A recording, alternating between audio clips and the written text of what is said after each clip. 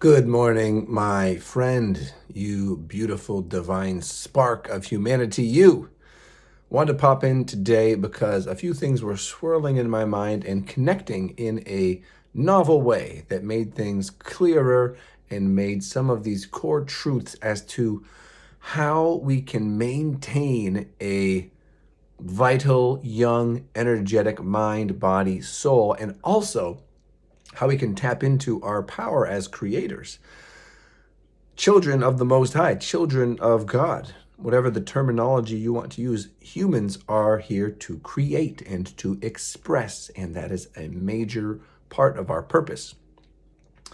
To know ourselves through that process and to really see that we do have, through word and thought and belief and action, dominion over the created world, right? And various avatars, various teachers have demonstrated this with miraculous displays.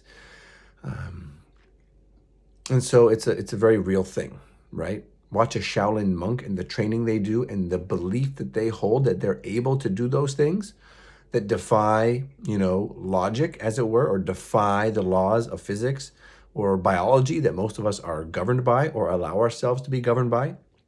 And you'll see what I mean. But what I wanted to talk about is connecting the dots on a few concepts. So Christ, and I'm sure other teachers, but I was raised in a Christian paradigm, and so Christ taught that to let the children come to him and to become childlike, right? Not childish in a sense of immature, irresponsible, these kind of things, self-centered, you know how it is, but childlike, full of wonder, expressive, believing in the unseen, right? Knowing that there's more going on and using our minds and our bodies, but using our minds and our emotions and our imaginations to create new worlds, right? This is what children do when they're playing games. And what do we call it when children are playing games that are apparently not real, right? We call it make-believe, right? Make-believe. What are those things? To make, to construct, to do. Believe, to hold a belief, to hold something as true.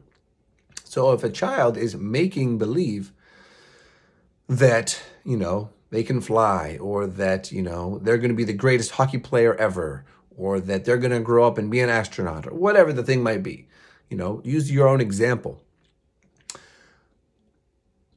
That is them practicing their power as creators and making it real, making believe before the physical world can then show that thing to be true.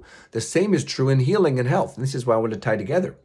When I was very unwell, I had to see myself as healed. I had to see myself as healthy, again, as strong, as able to work out, as able to do the things that I love to do that I was currently not able to do. And so I had to take my mind from the present into the future, see myself doing those things, feel the positive emotions coming from that fulfillment of desire, and then I would be led in that direction, right? Then things could unfold in the way to make that a reality. And so too, when I work with individuals, if there's a guy who's depressed and who is low on energy and feeling burnt out, if he doesn't do the internal reflection and do the meditation work to see himself healthy and to know himself as vital, as youthful, as strong, if that doesn't happen, then it's not going to happen, right? If he can't put himself there with his own imagination before the events have taken place,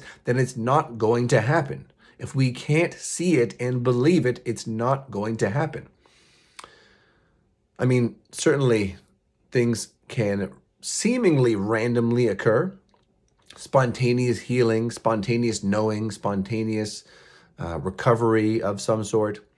But typically we have to condition the mind and the body through visualization, through imagination, through soul-spirit connection to then influence the physical, right? And so I wanted to just put this to you, is like, are you allowing yourself to be childlike, to be full with wonder, to be full of curiosity, to be full of exuberance, of passion, of the joy of being, right? And the timelessness of being in the moment, of playing, right? Of pretending and of making believe. Because it's not really pretending if you really believe it, right? If you're making believe, then you are embodying that character, that potential, that game, that happening, whatever it is. And so do you allow yourself to make believe that you already have the health, you already have the wealth, you already have the relationship, you already have the peace of mind, you already have the amazing job or the amazing offering or employment or whatever that thing is for you, right? But you have to see it, you have to know it. You have to put conscious energy and effort into creating that potential and do it continuously until one day you realize this is just who you are. And of course, things are working out perfectly. Of course, you're meeting the right person at the right time. Of course, you're working with someone who can take your physical vitality, who can take your nutritional quality to the level that you need it to be at for you to have that level of health, right? For you to be resilient in that way. And this is why I'm so adamant for myself, first of all, but the people that we are working with and counseling and coaching, that they must have a practice of returning to center, of reflecting, of thanking themselves now for the results they're going to create, of feeling the success now for the goals that they have in mind, right? Of seeing their body whole, healthy, complete, and perfect now before they can embody that body, before they can, create that body and walk around in that vessel. So I hope this is useful to you. It certainly was for me, this remembering to be childlike and to make believe on the things that are the desires of your heart, the things that are close to your heart, the things that light you up, the things that inspire you, the things that make you feel alive, the things that make you feel like life is worth living and that your gift is worth giving and that your art, your passion, your joy, your creation of a family, your creation of a business, your travel, whatever those things are that you really want to do that might be on the back burner because maybe you don't have energy, you don't feel inspired, you don't feel like it just in general, right? Which is typically coming from a lack of energy and vitality. And so we need to replace that. We need to regenerate that energy to allow you to be who you were designed to be. And a big piece of that is learning to make believe on the best case scenario outcomes that you can see, that you can imagine, and that you can feel the completion and the gratitude and the thankfulness of right now. This is what it means to pray as if it's already taken place. This is what people teach in terms of manifestation. I prefer selection and creation for terms, but it's all basically the same thing. It's aligning your will to divine will, which always wants your best, right? In a way that is even greater and more perfect and more miraculous oftentimes than we could ever imagine. So may this be inspiring to you. May this uplift your day.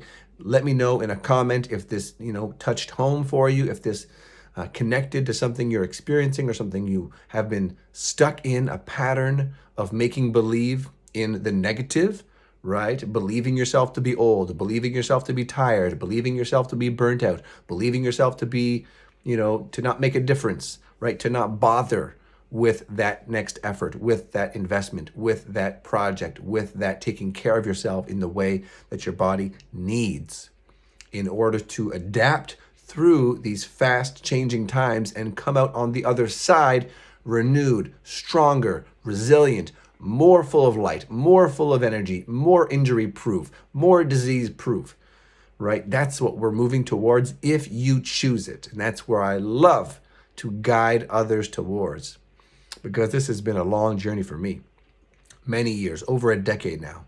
And it becomes clearer and simpler the deeper I go and the longer I'm in it. And I think that's a good sign for a teacher of any sort. How clearly and simply can they express what it is they're trying to convey and make it actionable and make it practical and ideally enjoyable, right? That to me is like the height of wisdom and teaching and sharing and teaching from a place of true empowerment, right, of giving that person the tools they need to then make that change for themselves. With support, of course, because we need accountability, we need support. That's mostly what I do as a coach, is hold you to account for the things that you already know you want. And it takes a community. We are social beings. So if this resonated with you, please do let me know down below in a comment or in a direct message. And if you are feeling like I'm ready to see myself with the health, with the energy, with the resilience, the strength, the flexibility, the ease of digestion, the pain-free body, and the peace of mind that is available, then send me a message. Let's have a discussion. I would love to hear where you're at and support however I can. But we got to start with the talk. So free invitation, no obligation whatsoever, just an open invite to be yourself and to be heard and to share your story and to share your desires. And I will do my very best to hold that for you. And if possible, to contribute to that in my own way and in the way that Katya and I serve through health, regeneration, and restoration. So the Revitalized Man, that's the message for today.